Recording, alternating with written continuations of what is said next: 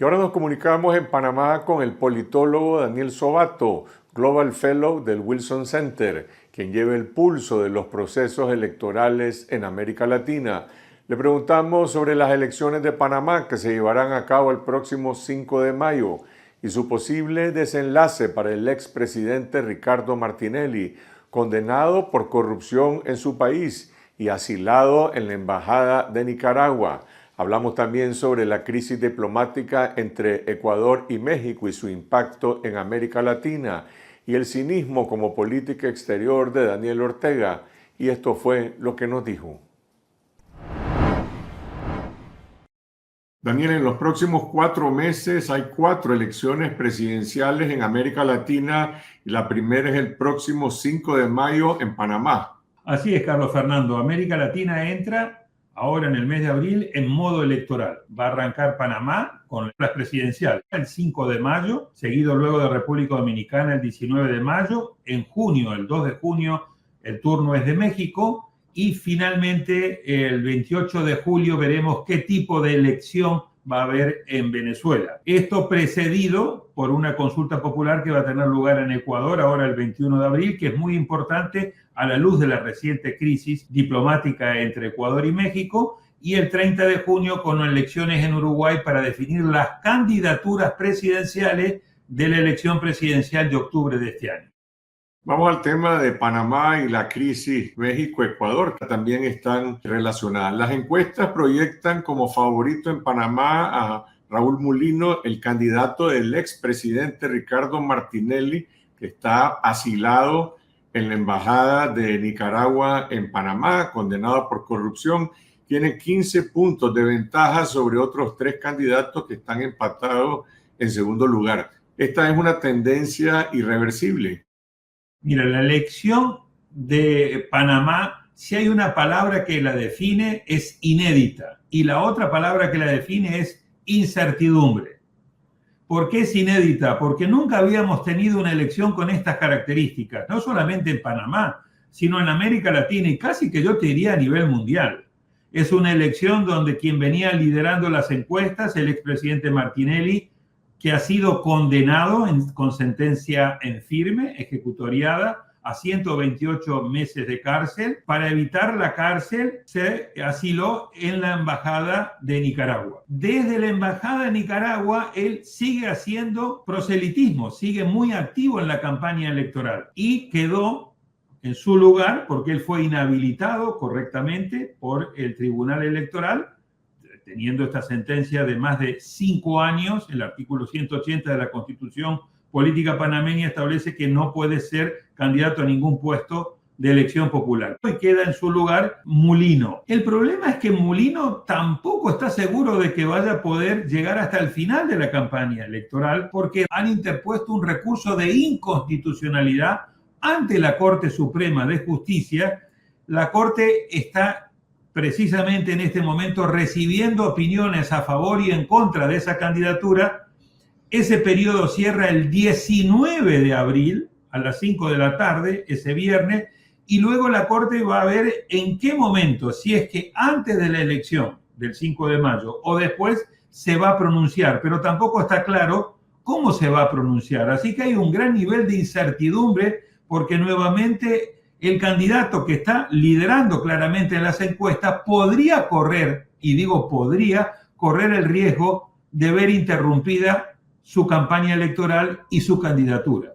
¿Cuál es el fondo del reclamo que se ha presentado en contra de Mulino y qué impacto tendría en caso de que la Corte Suprema de Justicia lo inhabilite? ¿Afectaría esto la credibilidad democrática de esta elección? Porque también es bastante inédito que un candidato sea inhibido 2 semanas antes de la elección. Incluso podría ocurrir pocos días antes, o sea, no solamente 2 semanas, incluso con un plazo mucho más cercano a la elección. La incertidumbre es una buena noticia en las elecciones porque siempre es bueno que haya certeza en las reglas e incertidumbre en los resultados. El problema es que aquí hay incertidumbre no solamente respecto de los resultados, sino respecto de quiénes pueden ser los candidatos que finalmente van a competir hasta último momento. El recurso de inconstitucionalidad presentado no ya ante el Tribunal Electoral, sino ante la Corte Suprema de Justicia de Panamá, dice que la decisión que tomó el tribunal de inhabilitar a Martinelli fue correcta, pero la decisión de designar a Mulino como suplente de Martinelli ha sido incorrecta porque ha violado algunos artículos del Código Electoral. Particularmente algunos sostienen de que Mulino, al haber sido él el candidato a vicepresidente y haber subido como candidato presidencial, no tiene un candidato a vicepresidente. Y también algunos alegan de que Mulino no fue electo en elecciones internas como debió haber sido de acuerdo al Código Electoral. Ahí hay tesis a favor y en contra, pero acá el riesgo es de una judicialización del proceso electoral a escasos días de la elección que realmente genere no solamente una crisis política, sino también una crisis jurídica. Pero al margen de ese tema, que es el asunto de fondo, ¿cómo se explica el apoyo político que tiene el candidato de Martinelli, que es un expresidente acusado y condenado por corrupción? Desde el punto de vista de Martinelli, el lema es una vieja frase latinoamericana, Carlos, que se llama roba pero hace. O sea, en la imagen de mucha gente en Panamá está la imagen de un expresidente como Martinelli que durante sus 5 años hizo muchas obras, fue muy activo. Y después los otros 2 presidentes que vinieron después de Martinelli, el expresidente Varela y el actual presidente Cortizo, la verdad que han salido con bajísimos niveles de popularidad. O sea, además a esta administración a su vez le tocó la pandemia. Este es un presidente Cortizo muy desgastado. Entonces, cuidado. Martinelli no era el candidato de la mayoría no está a favor de Martinelli, lo que pasa que el nivel de fragmentación de las otras candidaturas es tan grande, son otros 7 candidatos, además de lo que era Martinelli, ahora Mulino, que claramente han ido dividiendo mucho el voto. Esta es una elección que se define en primera vuelta, además, Carlos, y por lo tanto cada voto cuenta, y entonces vos con 30, 32, 33% de voto podés ganar una elección aún siendo minoría, como ocurrió la vez pasada ahora con Cortizo. Entonces lo que hace a su vez muy especial el proceso electoral panameño es que todo se define en la primera vuelta y a su vez que el segundo lugar no está ocupado por un candidato con el cual eventualmente vos podrías polarizar, sino que hay un triple empate de momento entre Rómulo Rux, el expresidente Martín Torrijos y Ricardo Lombana. Y a su vez hay un 27% todavía de indecisos. Así que estas 3 semanas, a partir de este fin de semana, van a ser cruciales en Panamá, plagado de incertidumbre de todo tipo. Hay 2 posibles desenlaces. Si la Corte Suprema de Justicia decide inhabilitar a Mulino, la elección se definiría entre alguno de esos 3 candidatos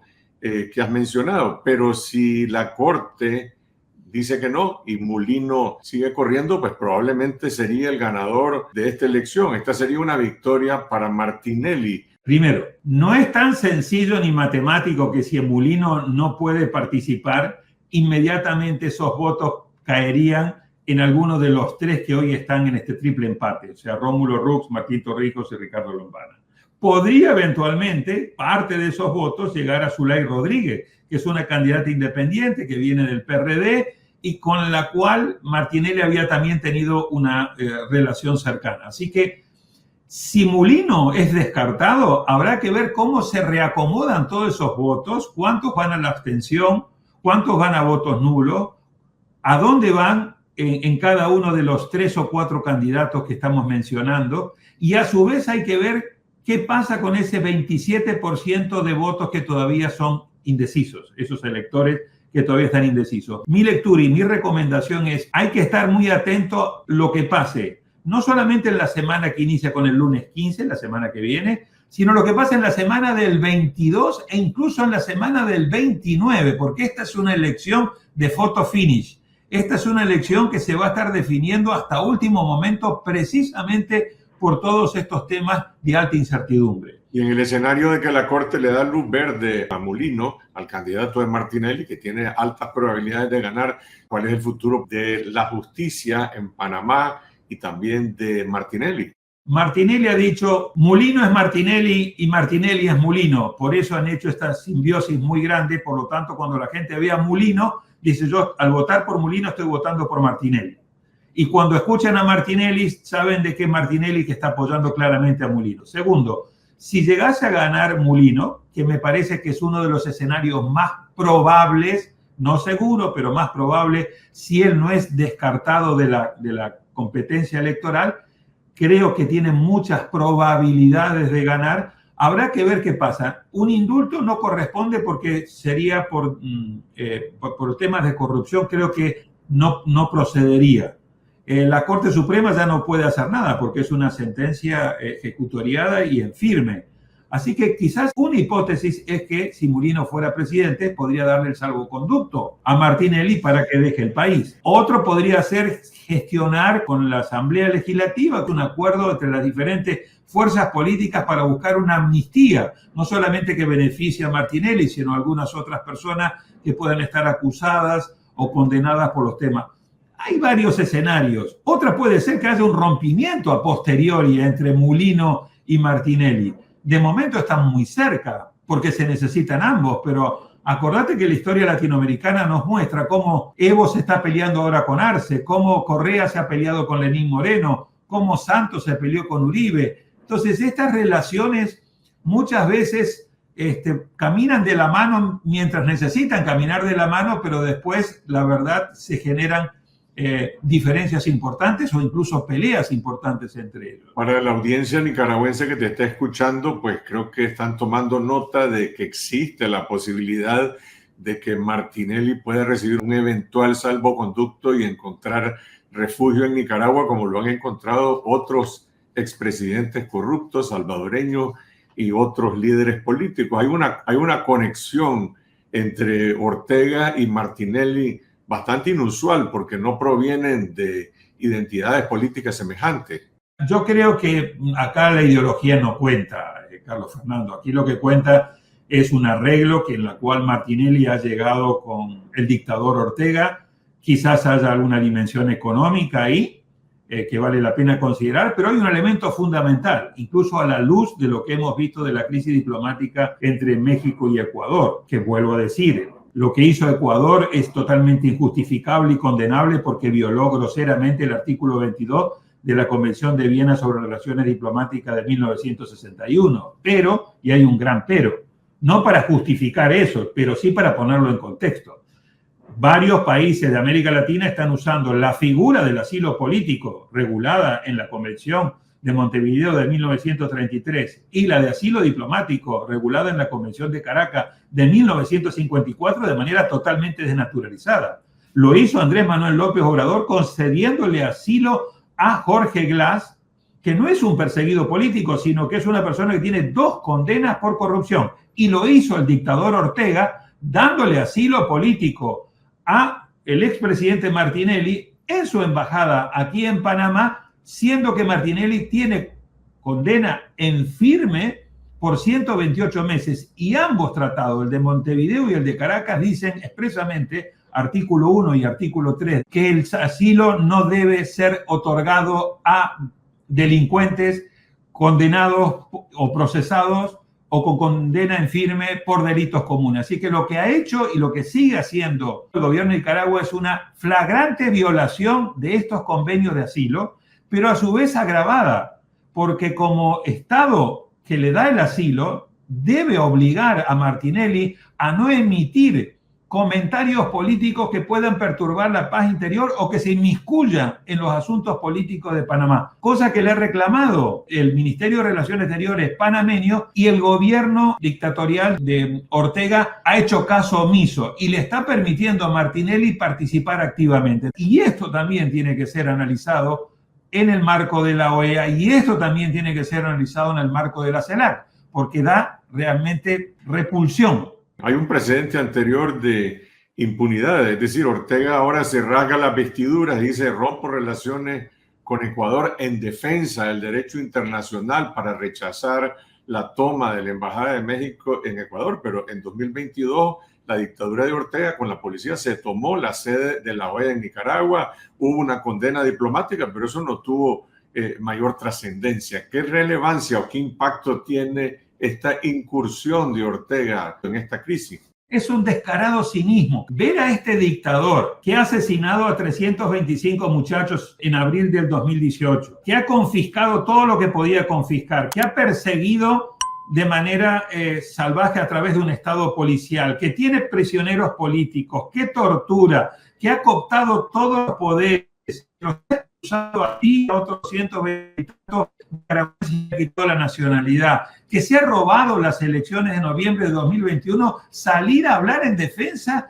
del derecho internacional público. O sea, esto junto con lo que está haciendo Díaz-Canel, junto a lo que está haciendo Maduro, es de un descaro absoluto. Entonces, claramente que en la región ha venido reinando la impunidad. Y sobre todo en el caso de Ortega, a Ortega se le ha permitido y se le sigue permitiendo un montón de cosas. Y esto ha ido generando que las líneas rojas que antes estaban bien establecidas entre lo que era correcto, lo que era incorrecto, se han ido desdibujando y entonces estamos comenzando a tener este tipo de violaciones. Pero vuelvo a decir, lo de Ecuador es injustificable y es una violación grosera. No es la primera violación y además algunos de los defensores de que se respeten las normas del derecho internacional público, en el caso particular, la dictadura de Ortega, realmente es de un descarado cinismo. Da vergüenza escuchar a este personaje rasgándose las vestiduras, diciendo que él va a romper relaciones diplomáticas porque se ha violado la Convención de Viena. Dijiste hace un momento que el primer evento electoral realmente va a ocurrir el próximo domingo en Ecuador, en el cual el presidente Noboa se va a someter a una consulta nacional sobre su política de seguridad. Esta incursión que hizo la policía ecuatoriana por órdenes de Noboa en la embajada mexicana, bajo el alegato de que estaba previniendo una fuga de este prófugo de la justicia, asilado político por México, ¿tiene alguna motivación electoral frente a esta consulta? ¿Qué impacto puede tener?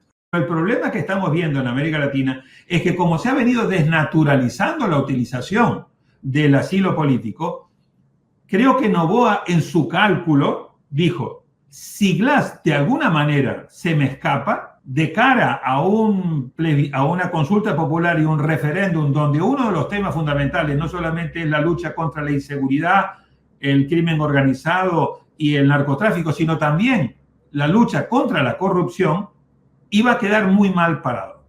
Y entonces creo que en su análisis, presumo, no tengo conocimiento a ciencia cierta, pero en su análisis dijo, entre ganarme un problema hacia afuera y ganarme un problemón hacia adentro, prefiero ganarme el problema hacia afuera. Además, por una cuestión básica. Esta es una presidencia muy corta que tiene Noboa. Noboa, en Ecuador hay elecciones presidenciales en febrero del año que viene, porque esta era una presidencia corta que era para cumplir el término que no pudo terminar el presidente Guillermo Lasso. Creo, en mi opinión, que esto le va a beneficiar a Noboa. Me parece que además del costo externo que está pagando y del costo interno que está pagando, porque el costo interno es que Revolución Ciudadana, la fuerza política de Correa, obviamente ha roto todo tipo de relación y va a pegarle muy duro desde el punto de vista político. Pero creo que con la popularidad que tenía y que quizás ha disminuido un poco, le alcanza para ganar esta consulta popular y este referéndum. Y si él gana esa consulta popular y referéndum, creo que sale con oxígeno para ir a la campaña presidencial de cara a las elecciones de febrero del 2025. Entonces,